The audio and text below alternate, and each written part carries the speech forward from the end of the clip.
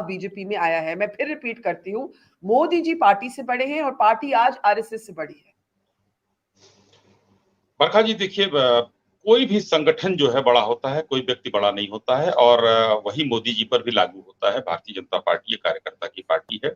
एक आम कार्यकर्ता को प्रधानमंत्री भी बना सकती है, एक आम कार्यकर्ता को महामहिम राष्ट्रपति के पद तक भी अपने सहयोग से पहुंचा सकती है। तो ये संगठन बड़ा होता है, कोई व्यक्ति नहीं बड़ा होता है। दो बातें राहुल जी ने भी कही, तहसीन जी ने भी कही, और आपने भी वही पूछा। तीनों को पूछने का तरीका अलग था, बस बात एक ही थी।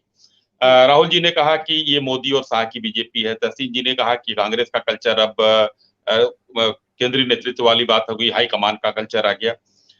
देखिए ये, और आरएसएस की बात जहां तक आई तो मैं सबको मिला के ये जवाब देना चाहूंगा कि आरएसएस और बीजेपी की केमिस्ट्री को डिकोड करना असंभव है। असंभव है, मैं ये कहता हूं असंभव है। अगर ये हो जाता तो हम 18 राज्यों में सरकार ना बना पाए होते।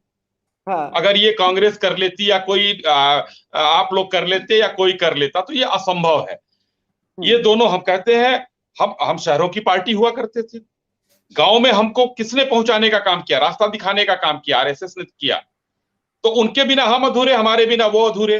तो न कोई ऊंचा रहेगा तहसीन जी। वो उस दिन जो आप कह रहे हैं, हो सकता है कि कोई पैरों में प्रॉब्लम भी हो सकती है, उस दिन किसी ने उस पर ध्यान नहीं दिया, या कुछ और हो सकता है। क्योंकि माननीय मोदी जी जब भी जाते हैं पूजा पाठ करने तो बड़े ही शांत स्वभाव और भक्ति भाव से करते हैं।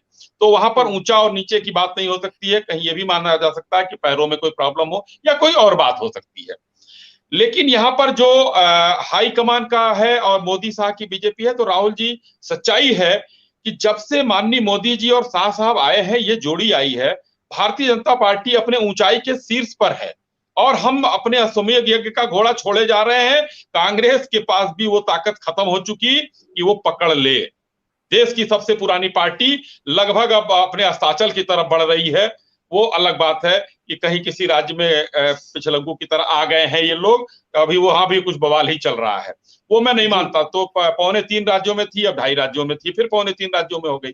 लेकिन बरखा जी, मैं एक लाइन कह के अपनी बात को समाप्त करता हूं कि भारतीय जनता पार्टी ने समय के साथ अपने अंदर बदलाव किया है। अपने प्रतिद्वंदियों से लड़ने की जो ताकत पैदा की है वो नए सिरे से की है, और उसका परिणाम आज पूरे देश में नहीं, पूरे विश्व में है कि सबसे बड़ी पार्टी हम हैं, और हिंदुस्तान में सबसे ज्यादा राज्यों में सरकार है। और आने वाले दिनों में, आने वाले चुनाव में हमको कोई निकट का प्रतिद्वंदी नहीं दिखाई देता है कि जो हमको मात दे सके। जी।